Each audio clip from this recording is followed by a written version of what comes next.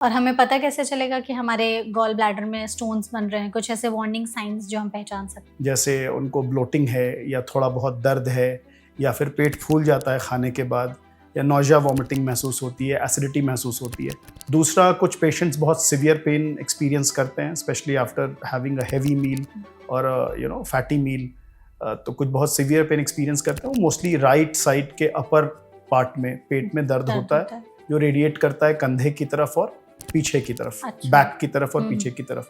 That is very typical of gallstone. Stone का size कितना बड़ा या छोटा है वो बता सकता है कि आपको सिम्टम्स बहुत ज्यादा अग्रेसिवली दिखाई देंगे या कम दिखाई देंगे? इनफैक्ट कई बार छोटा स्टोन जो होता है it is capable of causing more severe complications like pancreatitis, क्योंकि छोटा स्टोन किसी नली में जाके फंस सकता है। हाँ। तो जब वो नली में फंसेगा तो पैनक्राइटिस या ऑब्स्ट्रक्टिव जॉन्डिस के चांसेस ज्यादा होते हैं। अच्छा। कई बार बड़ा स्टोन कुछ सिम्टम्स कम करता है। कोई ऐसा है कि अपने करियर में कितने स्टोन्स निकाले हो एक बार में, अगर कैलकुलेट करते हैं आप लोग? नहीं, ऐसे गिनते तो नहीं है बट कुछ पेशेंट्स के 100 150 स्टोन्स आए हैं। 100 150 स्टोन्स आते हैं। और वो क्या सिम्टम्स लेके आते होंगे? पेशेंट वही जनरलाइज्ड डिफ्यूज एब्डोमिनल पेन, खाना नहीं पचना, ब्लोटिंग। तो अगर स्टोन कहीं से भी सिस्टिक डक्ट या कॉमन बाइल डक्ट में आके फंस गया तो वो पैनक्रेटाइटिस या ऑब्स्ट्रक्टिव जॉन्डिस, मतलब वो रास्ता ब्लॉक कर देगा बाइल के फ्लो करने का। तो उसकी वजह से जॉन्डिस हो सकता है। या अगर वो बहुत नीचे की तरफ चला गया तो जो पैनक्रिया से एक डक्ट निकलती है उसको ब्लॉक कर सकता है, तो पैनक्रियाइटिस। तो इस तरह के वो सीवियर कॉम्प्लिकेशंस करा सकता है। ऑप्शन में मतलब अगर ट्रीटमेंट ऑप्शंस हमें समझने हो तो सर्जरी लास्ट ऑप्शन होता है, उससे नॉन सर्जिकल मेथड्स कुछ होते हैं गॉल स्टोन्स के लिए? देखिए, दो चीज़ें हैं इसमें। पहले तो ये है कि सर्जरी ही तरीका है गॉल ब्लैडर स्टोन को हटाने का। और अगर गॉल ब्लैडर निकाल दिया गया है तो बिना उसके लाइफ और हमारा जो बॉडी है फंक्शन सही करता है या कुछ चेंजेस आते हैं डाइजेशन वगैरह में? नहीं, बॉडी एक्लोमेटाइजेज। शुरू में 2 4 5 दिन 10 दिन हम पेशेंट को लाइट डाइट लेने को बोलते हैं। लेकिन उसके बाद मतलब अवॉइड करना है बाहर का खाना, fatty diet and oily food and deep fried food. Surgery के बाद की बात कर रहा हूँ मैं। लेकिन after 10 days the patient can resume his normal और कुछ बहुत ज़्यादा फर्क नहीं पड़ता है।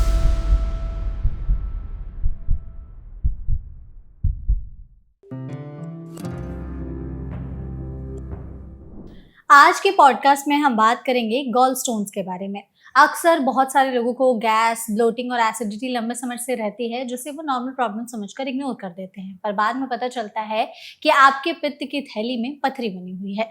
तो आखिर इसका सोल्यूशन क्या है, ये क्यों हो जाता है, ट्रीटमेंट क्या है, क्या डाइट में, लाइफस्टाइल में हमें कुछ बदलाव करने होते हैं, और अगर आपके गॉल ब्लैडर में स्टोन हो गया है तो उसको निकालने के लिए क्या सर्जरी ही लास्ट ऑप्शन है? सर्जरी कितने टाइप की होती है, हम ओपन सर्जरी, लैप्रोस्कोपिक सर्जरी, इन सब के बारे में आज जानेंगे और समझेंगे, जिसके लिए हमारे साथ इस सेशन में जुड़े हुए हैं डॉक्टर पुष्कर आनंद सिंह, जो कि जनरल सर्जन और लैप्रोस्कोपिक सर्जन है। तो डॉक्टर, सबसे पहले तो सेशन में आपको बहुत बहुत स्वागत है। Thank you so much doctor, हमारे साथ जुड़ने के लिए। और हम कोशिश करेंगे आपके जरिए हमारी ऑडियंस तक इस टॉपिक के बारे में सही इन्फॉर्मेशन पहुंचा सके।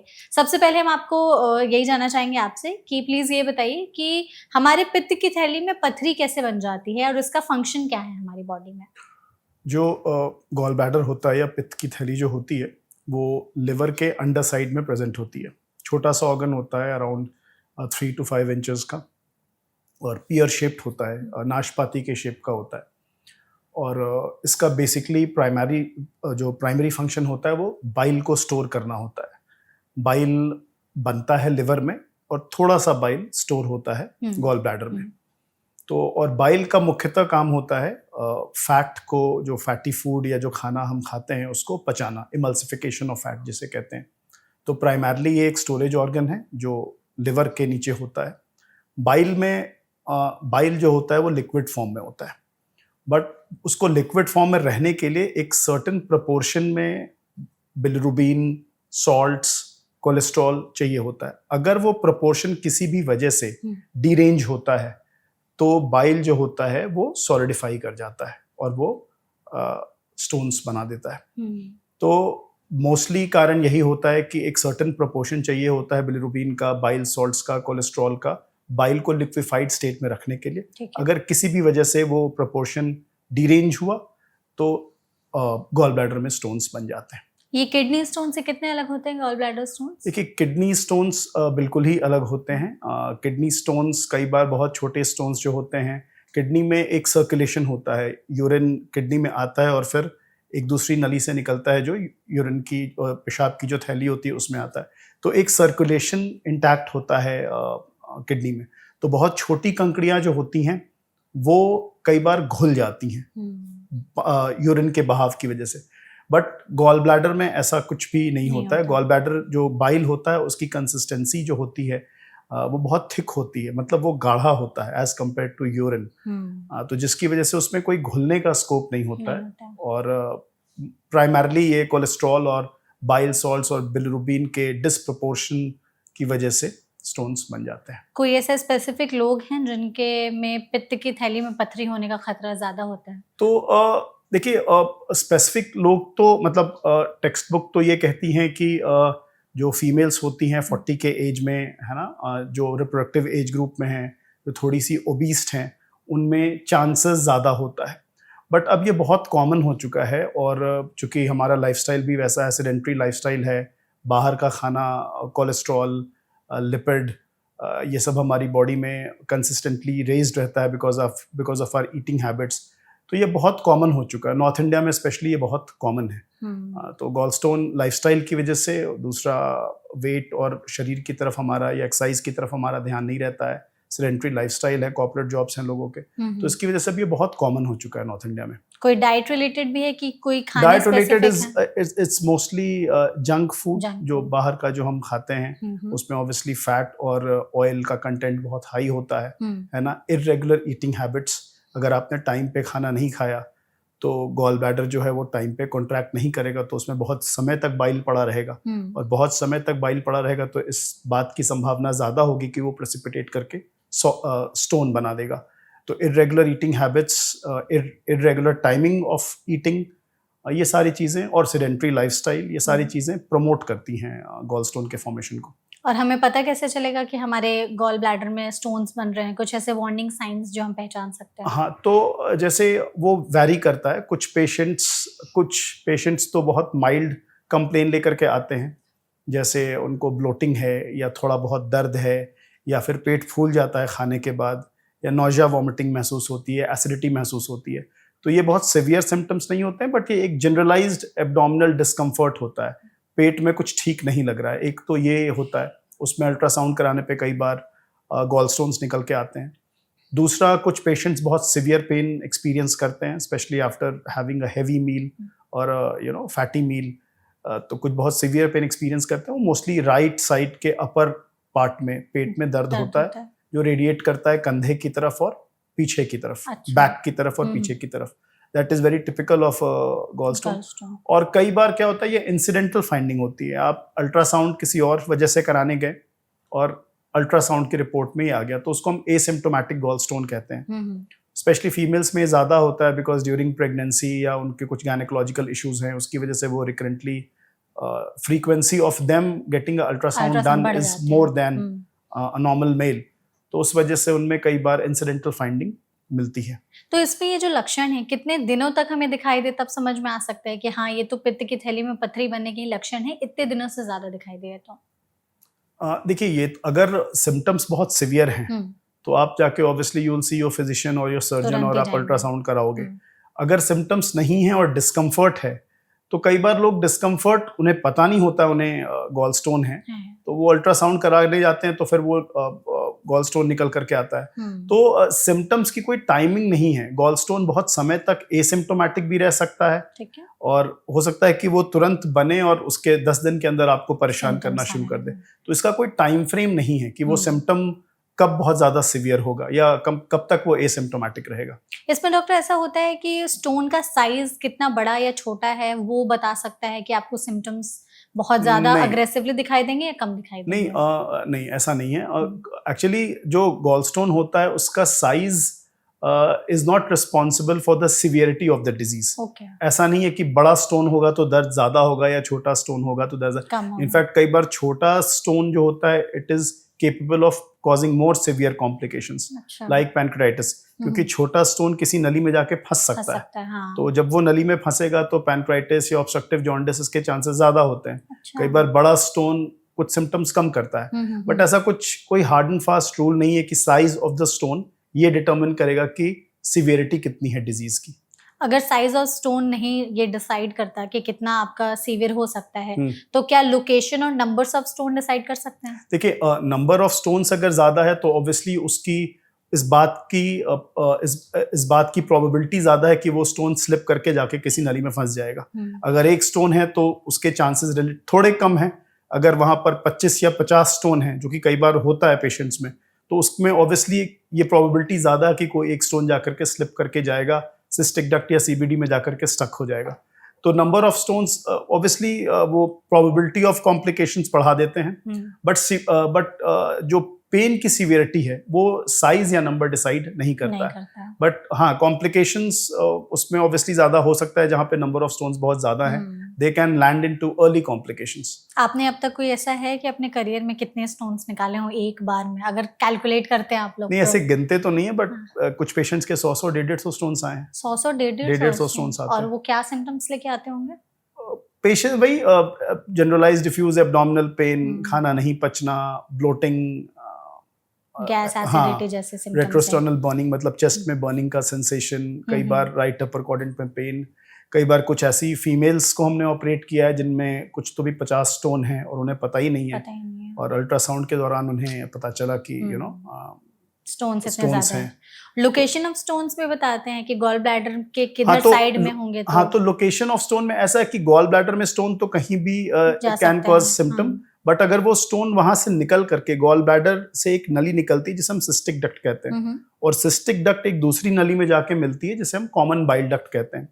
तो अगर स्टोन कहीं से भी सिस्टिक डक्ट या कॉमन बाइल डक्ट में आके फंस गया तो वो पैनक्रेटाइटिस या ऑब्स्ट्रक्टिव जॉन्डिस, मतलब वो रास्ता ब्लॉक कर देगा बाइल के फ्लो करने का, तो उसकी वजह से जॉन्डिस हो सकता है। या अगर वो बहुत नीचे की तरफ चला गया तो जो पैनक्रिया से एक डक्ट निकलती है उसको ब्लॉक कर सकता है, तो पैनक्रियाटिस। तो इस तरह के वो सीवियर कॉम्प्लिकेशंस करा सकता है। तो स्टोन किस जगह पे जाके ऑब्स्ट्रक्ट करता है ये बहुत ज्यादा डिसाइड करता है कि सीवियरिटी किस तरह की होगी। हम लोग किडनी स्टोन में जैसा बोलते हैं कि अगर स्टोन खुद से घुल के ही यूरिन के रास्ते निकल जाए तो अच्छा है, क्या गॉल स्टोन में भी ये सेम रूल अप्लाई होता है? क्योंकि किडनी स्टोन में क्या है, किडनी में एक सर्कुलेशन है, यूरिन आ रहा है किडनी में और उसके बाद फिर वो बह करके, यूरिन का एक सर्टेन फ्लो है और वो फिर वो दूसरी नली से जा करके यूरिनरी जो ब्लैडर है उसमें, तो एक सर्कुलेशन है। पानी की कंसिस्टेंसी भी बहुत कम होती है, बट गॉल ब्लैडर में ऐसा नहीं है। एक ही नली है सिस्टिक डक्ट जिससे बाइल को आना भी है और बाइल को जाना भी है, और उसके अंदर जो बाइल है उसकी कंसिस्टेंसी बहुत ज्यादा है, मतलब वो गाढ़ी है as compare to urine which is like water. तो वो घुलता नहीं है स्टोन। तो कई लोग ऐसा समझते हैं कि स्टोन बड़ा हो गया या छोटा हो गया, घुल गया, तो ऐसा नहीं होता। Stone will obviously always increase in size, बी कुछ लोग रिपीटेडली अल्ट्रासाउंड करा करके ये समझना चाहते हैं कि स्टोन का साइज थोड़ा सा छोटा हो गया, बट वो ये चीज नहीं समझ पाते कि जब भी हम अल्ट्रासाउंड करते हैं, हम गॉल ब्लैडर का जो स्टोन है उसका हम शैडो मेजर कर रहे हैं। अच्छा। तो शैडो का साइज बड़ा भी हो सकता है, छोटा भी हो सकता है। दैट डजंट मीन कि स्टोन का साइज बड़ा या छोटा हो रहा है। तो कई पेशेंट्स आते हैं हमारे पास जो कहते हैं कि डॉक्टर साहब 15 दिन पहले कराया था और 2.5 mm आया था, अभी 15 दिन के बाद ये 2.3 mm हो गया, छोटा हो गया। हाँ। तो मतलब कुछ काम कर रहा है, बट ऐसा नहीं है। वो 2.5 mm इसलिए था क्योंकि जब उसका शैडो मेजर किया गया तो उस वक्त वो साइज कुछ और था, स्टोन ने कोई करवट ले ली, उसके बाद उसको मेजर किया गया तो उसका साइज कुछ और आया। तो थोड़ा बहुत वेरिएशन हो सकता है, but that is not an indication कि उसका साइज बहुत ज्यादा वेरी कर रहा है या बहुत तेजी। तो मोस्टली देसी नुस्खे से या चीजों से गॉल स्टोन जाता नहीं है। अच्छा, जाता नहीं है।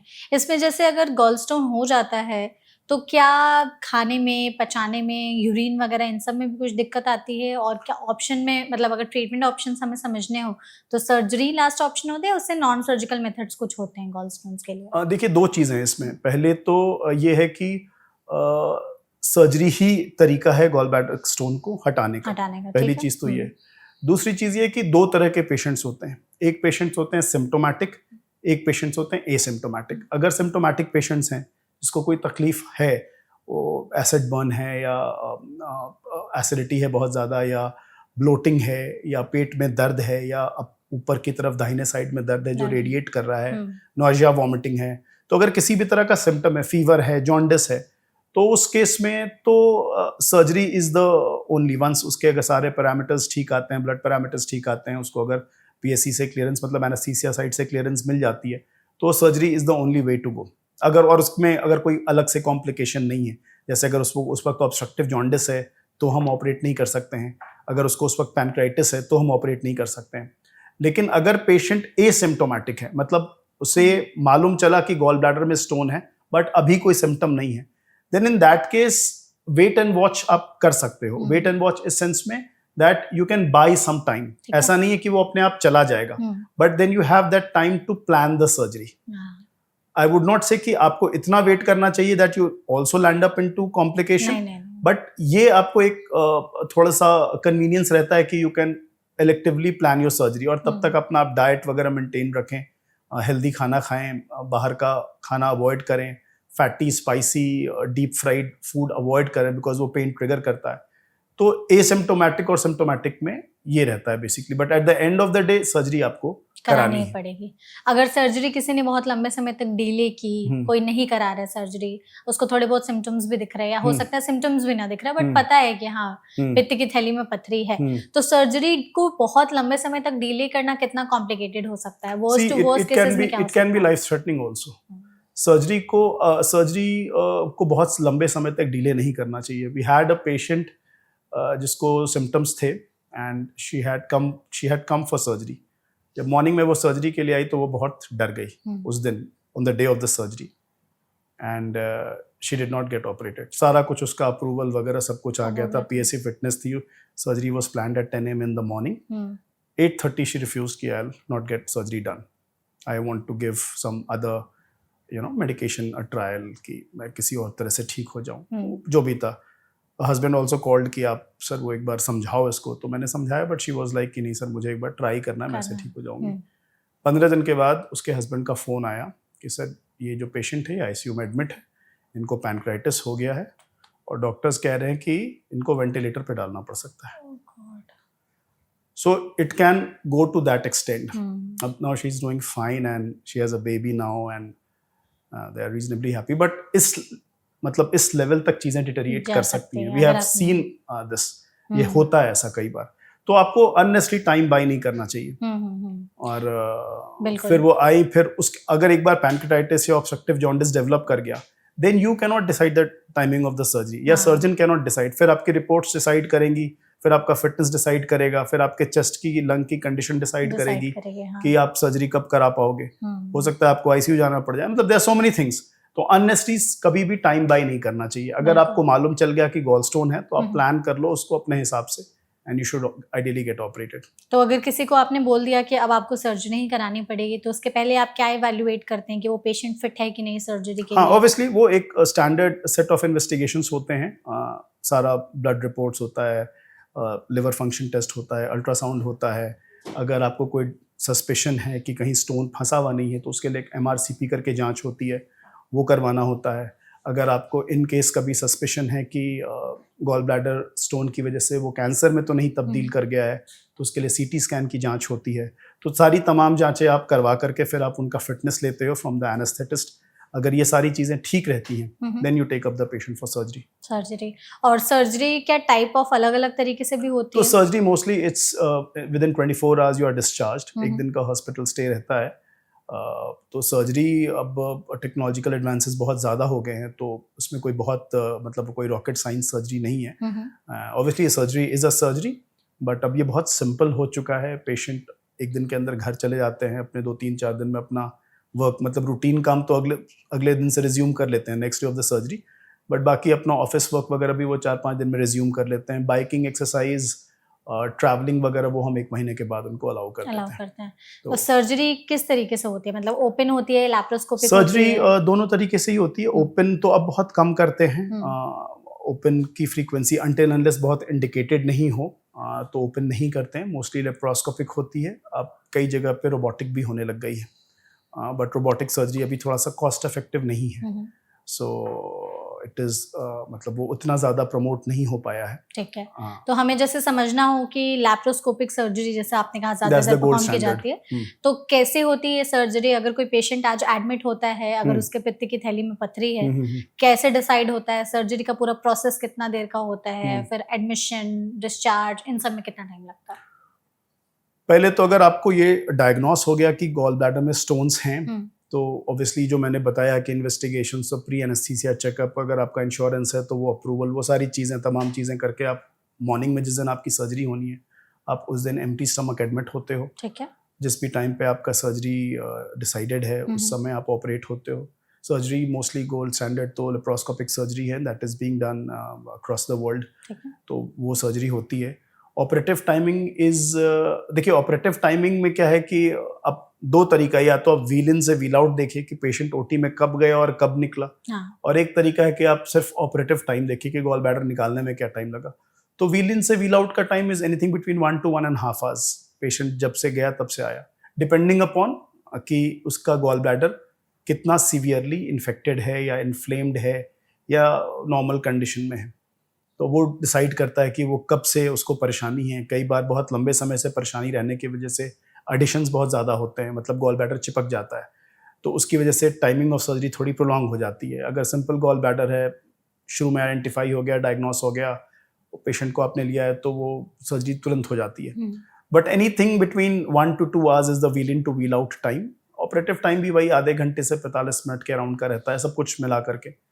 And then the patient is shifted to the ward after the surgery. Evening से हम उसको लिक्विड डाइट और सॉफ्ट डाइट वगैरह शुरू कर देते हैं after 4-5 hours of surgery, and in all likelihood next day ही इज डिस्चार्ज्ड। हुँ, डिस्चार्ज वाले दिन वो अपना खाना पीना खा के ही, मतलब he goes back home with in, मतलब नेक्स्ट डे ऑनवर्ड्स वो अपना रूटीन काम सारा कर सकता है, हुँ, घर के अंदर का जो भी काम है वो कर सकता है। स्ट्रेनस वर्क हम पेशेंट्स को मना करते हैं करने के लिए, and with in 2-3-4 days he can join his office work, हुँ, हुँ। अगर उसमें कोई स्ट्रेनस एब्डोमिनल एक्टिविटी इन्वॉल्व नहीं है तो। हाँ, अगर डेस्क जॉब है या लैपटॉप पे काम करना है, that he can resume. Biking, cycling, travelling, prolong travelling hmm, hmm. And exercise, वो हम 4 to 6 वीक्स तक पेशेंट को अवॉइड करने को कहते हैं। ठीक है।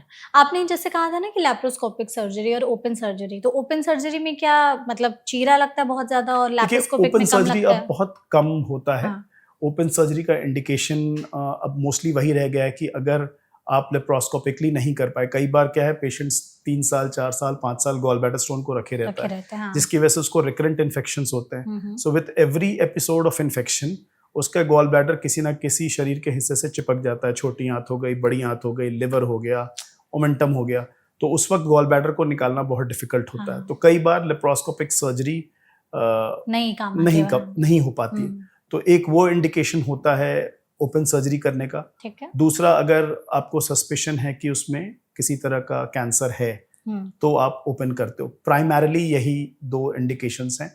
हालाँकि रिमोट एरियाज़ में अभी भी लोग होते ओपन हैं, करते सर्जरीज़ हैं। कर रहे हैं। हुँ, बट ओपन सर्जरी में थोड़ा-सा वही है कि जो पेशेंट का हॉस्पिटल स्टे है वो थोड़ा-सा बढ़ जाता है। रिकवरी भी हो जाता होगा ज़्यादा। रिकवरी का टाइम भी ऑब्वियसली बढ़ हुँ, जाता है। हुँ। पेशेंट थोड़ा-सा पेन एक्सपीरियंस ज़्यादा करता है, बिकॉज़ कहाँ आप 1-1 सेंटीमीटर या 5 एमएम का इंसिजन ले रहे हो और आपने 10 सेंटीमीटर्स एब्डोमेन को कट कट ओपन कर कर दिया। हाँ। तो that all that increases the recovery and the pain. हुँ, तो ओपन सर्जरी बहुत कम हो गया until unless it is indicated. हाँ, जैसे आपने ये 2 कंडीशंस ये अगर 2 हैं मोस्टली कॉमन कंडीशन तो यही है। ओपन सर्जरी की तरफ बढ़ के जाती है। हुँ, हुँ। अगर जैसे लैप्रोस्कोपिक सर्जरी से सारी चीज़ें हो गई, तो हुँ, अगर पित्त की थैली में सर्जरी हो चुकी है, हुँ, ट्रीटमेंट हो गया है, हुँ। चांसेस है कि वापस से उसमें स्टोन्स बन सकते हैं? देखिए पित्त की थैली में तो आप पित्त की थैली को निकाल देते हो। हाँ, ठीक है। तो तो पित्त अब की तो थैली बचे में तो नहीं, स्टोन नहीं बन नहीं बन सकती है। सकता। लेस देन 1% चांस होता है कि जो एक नली होती है, जिसको हम सीबीडी कहते हुँ, हैं, हुँ, उसमें कई बार but that the chances are very less than 1%। Okay. तो उसमें कई बार स्टोन बन जाता है। हुँ, हुँ, हुँ। उसमें कई बार स्टोन बन जाता है। और अगर गॉल ब्लैडर निकाल दिया गया है, तो बिना उसके लाइफ और हमारा जो बॉडी है, फंक्शन सही करता है या कुछ चेंजेस आते हैं डाइजेशन वगैरह में? नहीं, बॉडी एक्लिमेटाइजेज। शुरू में 2-4-5 दिन, 10 दिन हम पेशेंट को लाइट डाइट लेने को बोलते हैं। हुँ, लेकिन उसके बाद मतलब अवॉइड करना है बाहर का खाना, fatty diet and oily food and deep fried food. Surgery के बाद की बात कर रहा हुँ, हूँ मैं। हुँ, लेकिन after 10 days the patient can resume his normal, और कुछ बहुत ज़्यादा फ़र्क नहीं पड़ता है। Because it is a very small storage organ, उसका हाँ। काम बाइल बनाने का नहीं है, अच्छा। बाइल तो लिवर में बन रहा है। हम्म। तो और खाने को पचाने के लिए बाइल की रिक्वायरमेंट है, तो वो लिवर से डायरेक्टली इंटेस्टाइन या डुओडेनम में आ जाएगा। चला जाएगा तो वो। वो तो एक बीच में एक ट्रांजिट था, मतलब वो एक स्टोरेज ऑर्गन था हम्म। जिसमें पथरी बनी तो आपने उसे निकाल दिया। निकाल दिया। तो डाइजेशन कोई बहुत ज्यादा अफेक्टेड नहीं होता है। कुछ टाइम के लिए कुछ खानों से मनाही होती है कि ये मत शुरू खाइए, में और कुछ फूड हीलिंग अराउंड ऐसे? Yes, for after surgery for around 10 days हम पेशेंट को बोलते हैं व्हेन द जब when the your system is acclimatising without gall bladder to the entire digestion process, तो हम उस वक्त बोलते हैं पेशेंट को कि बाहर का खाना या डीप फ्राइड या ऑयली अवॉइड ये करें। थोड़ा सा अवॉइड करना होता है। उसके बाद तो ही सॉल्ट वाटर या शुगर का भी कुछ ऐसे रिस्ट्रिक्शन होता है? नहीं। ऐसा कुछ नहीं होता है। सर्जरी के बाद इज देयर एनी चांसेस कि अगर सर्जरी अच्छे से नहीं हुई है तो कुछ प्रॉब्लम या कॉम्प्लिकेशंस होकर के वो दूसरे बॉडी ऑर्गन को अफेक्ट कर सकता है? नहीं, देखिए सर्जरी ट्रेन्ड हैंड्स में सर्जरी मोस्टली ठीक होती ठीक है। होती है, हाँ। ठीक है, 2-3 चीज़ें हैं जो कि एक होता है कि जब आपने सर्जरी किया और आपको आपने जब गॉल ब्लैडर को बायोप्सी के लिए भेजा और उसमें से कैंसर निकल करके आया, then it is a different ball game all together. एक ये दिक्कत हो सकती है, सर्जरी के बाद की बात कर रहा हूँ। सर्जरी के दौरान कई बार क्या होता है कि जो गॉल ब्लैडर होता है उसका जो निचला हिस्सा होता है वो कई बार सीबीडी से या सिस्टिक डक्ट वो बहुत ज़्यादा चिपका हुआ होता है, उसको सेपरेट कर पाना बहुत मुश्किल होता है। ठीक है। So in those cases you do partial cholecystectomy, मतलब जो ऊपर का गॉल ब्लैडर है और जो पार्ट है जो चिपका हुआ नहीं है उसको आप जो डिसेक्ट कर पाए आप उसको आप निकाल देते हो, और जो नीचे का हिस्सा है जो बहुत चिपका हुआ है या जो कॉमन बाइल डक्ट से चिपका हुआ है या जिसको छेड़ने पर किसी तरह का इंजरी हो सकता है, हाँ। तो उस पार्ट को आप छोड़ देते हो क्योंकि आप उसको निकाल नहीं सकते हो। तो ये 2 कॉमन चीज़ें होती हैं ड्यूरिंग सर्जरी। और तीसरा ये होता है कि आप लेप्रोस्कोपिकली नहीं कर पाए उसको, आपको ओपन करना पड़ गया। तो ये 2-3 चीज़ें होती हैं, बट इनका कोई लॉन्ग लास्टिंग इफेक्ट नहीं है, एज एन हर चीज़ का एक ट्रीटमेंट है। तो ये 2-3 चीज़ें होती है, बट ये बहुत रेयर होता है, it is not a common picture. ठीक है। आपने जो कहा था ना कि शुरू में कि कई बार लोग अल्ट्रासाउंड कराने के लिए किसी और प्रॉब्लम के लिए जाते हैं और उसमें गॉलस्टोन डिटेक्ट हो जाता है। अल्ट्रासाउंड के अलावा कोई और ऐसे टेस्ट हैं जिससे डिटेक्ट हो सकता है कि आपके गॉल ब्लैडर में स्टोन्स तो नहीं है? नहीं, ultrasound is the gold standard. अगर अल्ट्रासाउंड कराते हैं, अगर कई बार सस्पेशन हो कि स्टोन सीबीडी में कॉमन बाइल डक्ट में जाके फंस गया है या सिस्टिक डक्ट में जाके फंस गया है, तो उसके लिए आप एमआरसीपी कराते हैं। ठीक है। एमआरसीपी वो बेसिकली एमआरआई होता है जिसमें पूरी बिलियरी ट्री का पिक्चर क्लियर हो जाता है। बिलियरी ट्री मतलब बाइल जहाँ जहाँ से फ्लो करती है उसको हम बिलियरी ट्री कहते हैं। तो उसका picture is very clear on MRI, इसको हम एमआरसीपी कहते हैं। तो एमआरसीपी कराते हैं अगर हमें सस्पिशन हो कि स्टोन कहीं अटका हुआ है तो। और अगर कैंसर हम सस्पेक्ट कर रहे हैं तो हम कॉन्ट्रास्ट सीटी कराते हैं। कैंसर का सस्पेक्शन आप लोग कैसे पकड़ते हैं कि ये गॉल ब्लैडर का स्टोन नहीं कैंसर है? नहीं, वो क्या है कि पेशेंट के सिम्टम्स है ना, और जीबी वॉल थिकनेस, अल्ट्रासाउंड पर भी कुछ ऐसी फाइंडिंग्स आती हैं जो उसको इंडिकेट करती हैं कि कैंसर हो सकता है। तो फिर आप फर्दर इन्वेस्टिगेशंस एमआरआई या सीटी के लिए आप जाते हो। ठीक है। तो हम लोगों ने अब तक जो भी बातचीत की डॉक्टर गॉल ब्लैडर स्टोन्स पर, वो आई एम श्योर हमारी ऑडियंस ने समझा होगा, जाना होगा। आपने सर्जरी के बारे में चीज़ बहुत अच्छे से बताई। हम चाहते हैं कि आप ना एक बार ओवरऑल ये ज़रूर बता दें कि ऐसे रेड फ्लैग्स हम क्या देखें जब हमें समझ में आए कि कहीं हमारे पित्त की थैली में पथरी तो नहीं बन रही है, और अगर हमें वो सिम्टम समझ में आ रहा है तो कौन सा टेस्ट हम जाके करा सकते हैं उसको कंफर्म करने के लिए, एंड देन आगे किस डॉक्टर से जाके मिले उस प्रोसेस को, मतलब या ट्रीटमेंट के लिए। तो देखिए, अगर आपको रिकरेंटली नोजिया, वॉमिटिंग, पेट में दर्द महसूस हो रहा है, ब्लोटिंग मतलब जिसे हम एब्डोमिनल डिस्कम्फर्ट कहते हैं, रिकरेंटली खाना खाने के बाद ये सारी चीज़ें महसूस हो रही हैं, तो एक सस्पेशन बनता है गॉल स्टोन का। उसके बाकी भी बहुत कारण होते हैं, एसिडिटी की वजह से भी हो सकता है, बट अगर आपको रिकरेंटली ये चीज़ें हो रही हैं। दूसरी चीज़ ये कि अगर आपको मील्स के बाद बहुत सीवियर पेन डेवलप करता है right upper side of the abdomen में, और वो कंधे की तरफ या पीठ की तरफ वो पेन रेडिएट करता है, तो ये भी एक बहुत स्ट्रॉन्ग सस्पेशन का इंडेक्स है फॉर गॉल स्टोन। ठीक है। अगर आप ऐसा कुछ भी सस्पेक्ट करते हो, then you should either meet your physician और अ सर्जन जो आपको अल्ट्रासाउंड के लिए एडवाइस करेंगे। ओके। वंस अल्ट्रासाउंड पे चीज़ें मोस्टली क्लियर हो जाती हैं।